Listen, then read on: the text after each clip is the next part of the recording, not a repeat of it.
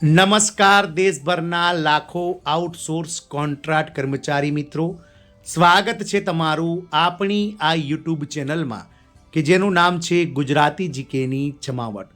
તો આજના વિડીયોમાં આપણે કર્મચારી મિત્રો વિગતવાર ચર્ચા કરવા જઈ રહ્યા છીએ કે દેશભરના કરોડો લાખો આઉટસોર્સિંગ કર્મચારી કોન્ટ્રાક્ટ કર્મચારીઓના વેતન વધારા અંગે વર્ષ 2026માં કેન્દ્ર સરકાર હોય કે પછી રાજ્ય સરકારોના શું હશે દ્રષ્ટિકોણ, કેવો રોડમેપ તૈયાર કરી રહી છે રાજ્ય સરકારો અને કેન્દ્ર સરકારો 2026માં આઉટસોર્સિંગ અને કોન્ટ્રાક્ટ કર્મચારીઓના પગાર વધારાને લઈ.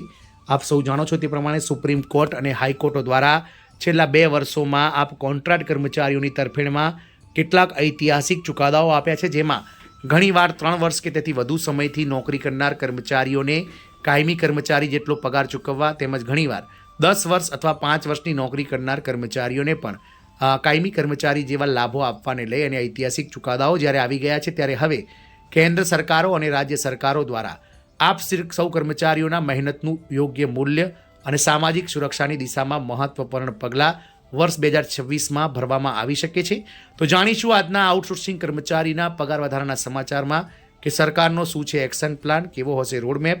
તમામ માહિતી સાથે આજના વિડીયોમાં આપણે ઉપલબ્ધ છીએ. તો વિડીયોના અંત સુધી આપ બન્યા રહો, અને જો કર્મચારી મિત્રો આપ અમારી ચેનલમાં પહેલીવાર વિડીયો જોતા હોય તો અમારી ચેનલને સબસ્ક્રાઇબ કરવાનું ભૂલશો નહીં. તો લાખો આઉટસોર્સિંગ અને કોન્ટ્રાક્ટ કર્મચારીઓના વેતન વધારા અંગે 2026નું નવું દ્રષ્ટિકોણ છે. મહેનતનું યોગ્ય મૂલ્ય અને સામાજિક સુરક્ષાની દિશામાં કેન્દ્ર સરકાર હોય કે પછી રાજ્ય સરકાર મહત્વપૂર્ણ પગલાં ભરવા જઈ રહી છે. તો ભારતના શ્રમિક ક્ષેત્રમાં છેલ્લા ઘણા વર્ષોથી એક મહત્વપૂર્ણ ચર્ચા ચાલી રહી છે. સંવિદા અથવા તો એટલે કે આઉટસોર્સ અને કોન્ટ્રાક્ટ કર્મચારીઓની વેતન વ્યવસ્થા, નોકરીની સુરક્ષા અને સામાજિક માન્યતા. સરકારી કર્મચારીઓ એટલે કે કચેરીઓ, શૈક્ષણિક સંસ્થાઓ, હોસ્પિટલ્સ, નગરપાલિકા, પંચાયત, વીજળી વિભાગ, પાણી પુરવઠા વિભાગ, આરોગ્ય સેવાઓ, સફાઈ કામગીરી સહિતના અનેક ક્ષેત્રોમાં દેશભરના કરોડો કર્મચારીઓ આઉટસોર્સિંગ, કોન્ટ્રાક્ટ કે પછી દૈનિક વેતન પર આધાર કાર્યરત કરે છે. તેમ છતાં તેમની મહેનતની સામે મળતું વેતન લાંબા સમયથી ઓછું અને અન્યાયપૂર્ણ રહ્યું છે. વર્ષ 2026 માટે કેન્દ્ર સરકાર તેમજ વિવિધ રાજ્ય સરકારોએ આવા લાખો આઉટસોર્સ, કોન્ટ્રાક્ટ અને સંવિદા કર્મચારીઓના ન્યૂનતમ વેતનમાં વધારો કરવાની દિશામાં મહત્વપૂર્ણ પગલાં લીધા છે. આ નિર્ણય માત્ર વેતન વધારાનો પૂરતો નથી, પરંતુ તે શ્રમિકોના જીવનમાન, આત્મસન્માન અને સામાજિક સુરક્ષાને મજબૂત બનાવવાનો પ્રયાસ છે. વાત કરીશું હાલમાં કોન્ટ્રાક્ટ કર્મચારી, આઉટસોર્સ કર્મચારીઓની વર્તમાન સ્થિતિની. તો કોને કહેવામાં આવે છે સંવિદા અને આઉટસોર્સિંગ કર્મચારીઓ? તો સંવિદા કર્મચારીઓ એ હોય છે કે જેમને સરકાર કે સંસ્થાઓ દ્વારા નક્કી સમયગાળા માટે કરાર આધારિત નોકરી આપવામાં આવે છે. તેમની નિમણૂક કાયમી નથી, પરંતુ કાર્યની જરૂરિયાત અનુસાર કરાર વધારવામાં આવે છે. આઉટસોર્સ કર્મચારીઓની વાત કરીએ તો આઉટસોર્સ કર્મચારીઓ સામાન્ય રીતે ત્રીજા પક્ષ એટલે કે થર્ડ પાર્ટી એજન્સી એટલે કે કંપની મારફતે સરકાર કે સંસ્થામાં કાર્ય કરે છે. તેમનું વેતન સીધું વિભાગ તરફથી નહીં, પરંતુ એજન્સી દ્વારા ચૂકવવામાં આવે છે.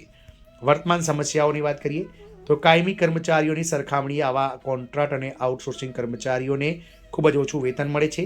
સમયસર તેમને પગાર ચૂકવવામાં નથી આવતો. સાથે જ તેમને પીએફ, ઈએસઆઈસી જેવી સામાજિક સુરક્ષા યોજનાઓનો પણ લાભ નથી મળતો. તેમની સેવા સુરક્ષાનો તેમનામાં અભાવ હોય છે. અનુભવ છતાં તેમને કોઈ પ્રમોશનની તક પણ મળતી નથી. આ તમામ મુદ્દાઓને ધ્યાનમાં રાખીને સરકાર લાંબા સમયથી વેતન સુધારાની માંગ થતી આવી છે, અને આ કર્મચારીઓને કાયમી કરવાને લઈ અને પણ આંદોલનો છેડાઈ રહ્યા છે. 2026માં વેતન વધારાનો પૃષ્ઠભૂમિ તો મોંઘવારી દરમાં સતત વધારો, ખાદ્ય પદાર્થો, રહેઠાણ, આરોગ્ય અને શિક્ષણ ખર્ચમાં થયેલા ભારે વધારાને કારણે સંવિદા કર્મચારીઓનું જીવન અઘરું બન્યું હતું. અનેક શ્રમિક સંગઠનો, યુનિયનો અને કર્મચારી મંડળોએ સરકાર સમક્ષ રજૂઆતો કરી હતી. આ સંજોગોમાં ન્યૂનતમ વેતન અધિનિયમ, લેબર કોડ્સ એટલે કે શ્રમ સંહિતા, અદાલતોના ચુકાદા, સામાજિક દબાણ, આ બધાના પરિણામે સરકારને 2026માં આ આઉટસોર્સિંગ સંવિદા કર્મચારીઓના વેતનમાં સુધારાનો માર્ગ અપનાવવો પડ્યો છે. 2026 માટે સૂચવાયેલા નવું વેતન માળખાની વાત કરીએ તો કુશળતા આધારિત વર્ગીકરણ. તો સરકારે કોન્ટ્રાક્ટ અને આઉટસોર્સિંગ કર્મચારીઓને મુખ્યત્વે 3 શ્રેણીમાં વિભાજિત કર્યા છે. પહેલું છે અનસ્કિલ્ડ વર્કર એટલે કે અકુશળ વર્કર, બીજા છે અર્ધકુશળ એટલે કે સેમી સ્કિલ્ડ વર્કર, અને ત્રીજા છે કુશળ એટલે કે સ્કિલ્ડ વર્કર. દૈનિક વેતનમાં વધારો તો નવી માર્ગદર્શિકા મુજબ દૈનિક વેતનમાં અંદાજે 50થી લઈ અને 150 રૂપિયા સુધીનો વધારો કરવામાં આવશે. કામના પ્રકાર અને જવાબદારી મુજબ અલગ અલગ દર ચૂકવવામાં આવશે. માસિક ન્યૂનતમ વેતન તો રાજ્ય અને વિભાગ મુજબ અંદાજે 10,700થી લઈ અને 12,000 રૂપિયા અકુશળ એટલે કે અનસ્કિલ કર્મચારીઓ માટે, રૂપિયા 14,000થી લઈને 18,000 રૂપિયા અર્ધકુશળ એટલે કે અનસ્કિલ કર્મચારીઓ માટે અને રૂપિયા 20,000થી લઈ અને 25,000 રૂપિયા કે તેથી વધુ સ્કિલ એટલે કે કુશળ કર્મચારીઓ માટે નવું વેતન હોઈ શકે છે. આ વેતન માળખું પ્રદેશીય મોંઘવારી, શહેર ગ્રામ્ય તફાવત અને કામના સ્વરૂપને ધ્યાનમાં રાખીને નક્કી કરવામાં આવી છે. રાજ્ય સરકારોની ભૂમિકા અને અલગ અલગ પહેલ. તો ઉત્તર પ્રદેશની વાત કરીએ તો ઉત્તર પ્રદેશમાં આઉટસોર્સ કર્મચારીઓ માટે ઉત્તર પ્રદેશ આઉટસોર્સ કહી શકાય કોર્પોરેશનની સ્થાપના કરવામાં આવી છે, જેમાં ન્યૂનતમ વેતન વધારાની જાહેરાત થઈ છે, અનુભવ આધારિત વધારાની ચર્ચા કરવામાં આવી રહી છે અને EPF અને ESIC પર અમલ પર ભાર મૂકવામાં આવ્યો છે. બિહાર અને નગરપાલિકા ક્ષેત્ર તો કેટલીક નગરપાલિકાઓમાં દૈનિક વેતન દરમાં સ્પષ્ટ વધારો થયો છે. સફાઈ અને ટેકનિકલ સ્ટાફને વિશેષ લાભ આપવામાં આવ્યો છે. અન્ય રાજ્યોની વાત કરીએ તો ઘણા રાજ્યોમાં હજુ આના વિશે પ્રક્રિયા ચાલી રહી છે અને આગામી બજેટ અથવા નોટિફિકેશનમાં વધુ સ્પષ્ટતા થવાની શક્યતા છે. સામાજિક સુરક્ષા અને વધારાના લાભ. તો વેતન વધારાની સાથે સરકારનું ધ્યાન હવે નીચેના મુદ્દાઓ પર પણ છે. પહેલું છે EPF અને ESIC. તો આઉટસોર્સ કર્મચારીઓને ફરજિયાત સામાજિક સુરક્ષા, ભવિષ્ય નિધિ અને આરોગ્ય વીમો.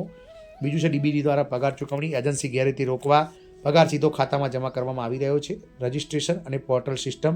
ત્રીજું છે તો કર્મચારીઓનો ડેટાબેઝ, વેતન ચૂકવણીમાં પારદર્શિતા અને સૌથી મહત્વની વાત છે શ્રમ સંહિતા અને ભવિષ્યની દિશા. તો નવા શ્રમ કાયદાઓ હેઠળ સમાન કામ સમાન વેતન સિદ્ધાંતને મજબૂતી મળી છે. ફિક્સ ટર્મ અને સંવિદા કર્મચારીઓના અધિકારો સ્પષ્ટ થયા છે અને ભવિષ્યમાં કાયમીકરણની શક્યતાઓ વધી છે. આ સુધારાઓથી સંવિદા કર્મચારીઓ માત્ર અસ્થાયી કામદારો નહીં પરંતુ શ્રમિક વ્યવસ્થાનો ભાગ બની ગઈ શકે છે. વેતન વધારાનો સામાજિક અને આર્થિક પ્રભાવ. તો કર્મચારીઓ પર અસર, જીવનમાનમાં સુધારો, દેવાનો બોજ ઘટશે, બાળકોના શિક્ષણ અને આરોગ્ય પર ખર્ચ શક્ય છે. સરકાર અને વ્યવસ્થા પર અસર. તો કામની ગુણવત્તામાં વધારો થશે, કર્મચારીઓમાં સંતોષ, હડતાલ અને વિરોધમાં ઘટાડો થશે. પડકારો અને હકીકતો. તથા છતાં કેટલીક સમસ્યાઓ હજુ બાકી છે, જેમ કે દરેક રાજ્યમાં સમાન અમલ નહીં, એજન્સીઓ દ્વારા કપાત, સમયસર નોટિફિકેશનનો અભાવ. આ માટે સતત દેખરેખ અને કડક અમલ જરૂરી છે. તો 2026માં આઉટસોર્સિંગ કોન્ટ્રાક્ટ કર્મચારીઓ માટે સૂચવાયેલા વેતન વધારો એક મહત્વપૂર્ણ અને આવકારદાયક પગલું છે. આ નિર્ણય માત્ર આંકડાકીય વધારો નથી, પરંતુ તે શ્રમિકોના આત્મસન્માન, સુરક્ષા અને ભવિષ્યની આશાનું પ્રતીક છે. જો આ નીતિઓ યોગ્ય રીતે અમલમાં આવશે તો ભારતના શ્રમિક ક્ષેત્રમાં એક નવી સમાનતાપૂર્ણ વ્યવસ્થા ઊભી થઈ શકે છે. આગામી સમયમાં કર્મચારીઓ, યુનિયનો અને નાગરિક સમાજની જવાબદારી રહેશે કે આ નિર્ણયો માત્ર કાગળ પર નહીં પરંતુ વાસ્તવિક જીવનમાં અસરકારક રીતે અમલમાં આવે. આમ દેશભરના લાખો આઉટસોર્સ કર્મચારી, કોન્ટ્રાક્ટ કર્મચારીઓ માટે વર્ષ 2026માં તેમનું મહેનતનું યોગ્ય મૂલ્ય અને સામાજિક સુરક્ષાની દિશામાં કેન્દ્ર સરકાર હોય કે પછી રાજ્ય સરકારો મહત્વપૂર્ણ પગલાં ભરવા જઈ રહ્યા છે. આનાથી કરોડો કર્મચારી જે છે તેમનો પગાર તો વધશે જ, સાથે તેમની નોકરીની સુરક્ષા પણ સુરક્ષિત બનશે. જય હિન્દ, અસ્તુ.